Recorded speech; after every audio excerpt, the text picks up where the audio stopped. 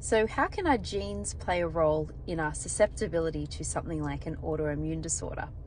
In order to understand this, a really great example of this sort of mechanism is that of Hashimoto's disease. And this is an autoimmune disease in which our body starts to attack our thyroid tissue. This results in low thyroid hormones. And there are a couple of genes that are quite heavily associated with this condition. They are HLA-DR3 and HLA-DR5.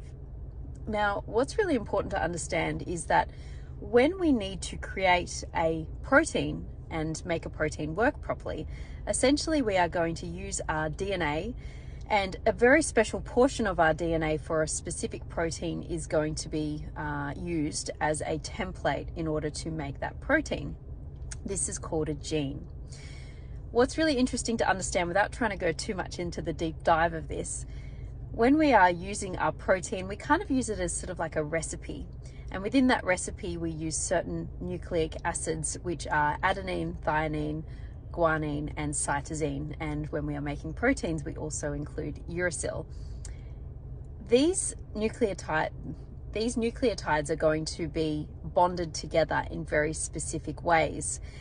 And basically, if any of these nucleotides in the special sequence that they are in to make a protein, if any of these are out of order, in the wrong order, the protein that we end up creating is different, or it doesn't function the same as it usually would.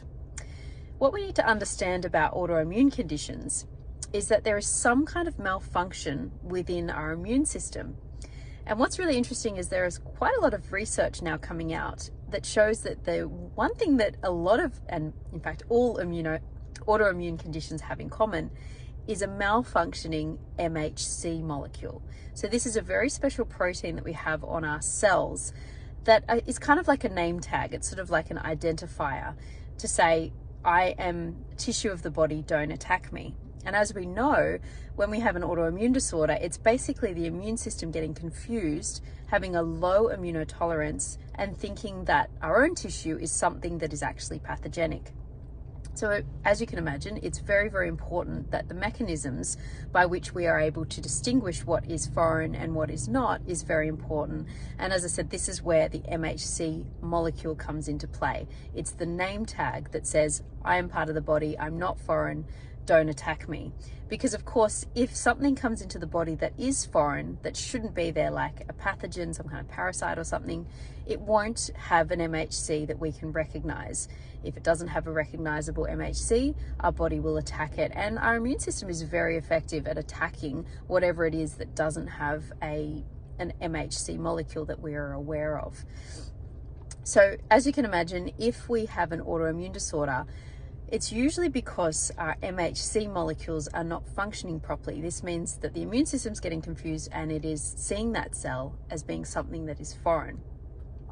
So what's interesting to understand about genes is that, as I said, when we are creating proteins, we are taking a very special segment of our DNA, which is a gene, and we are replicating that in order to use it as a template to make a protein out of it. We make an mRNA, and then from there we make our proteins. So if anything has been switched up within the coding of this particular gene in our DNA, then of course the protein that we end up with is going to be different than the one that we are trying to create. What's really interesting is that people who are able to lower their inflammation often end up resolving autoimmune conditions. What's fascinating is that while they might obviously have the gene sitting there in their makeup that would code for something that may usually function inappropriately, that doesn't necessarily mean that it's going to be expressed like that. What's interesting for me, for example, is that I always had this genetic susceptibility to things like hay fever and over-exaggerated immune response, asthma, all those things. But since lowering my inflammatory levels, I've been able to control these conditions. So while I have the genes there, it doesn't necessarily mean that they are going to be switched on and that my body is going to overreact to them. So it's interesting to understand that if we are able to lower inflammation our body gets to a point where it doesn't over exaggerate its immune response. And the only way I can explain how this works is that if you have a heightened immune response all the time, you're basically fighting little fires everywhere. Your body is constantly in this heightened immune response. Whereas when you're able to lower those little fires everywhere and eliminate them, then when we are attacked by something, it can basically put all its forces into figuring out, is this something that is a problem for us? And let's eliminate it straight away. So I think this is really interesting to understand, and I hope you found that as fascinating as I do.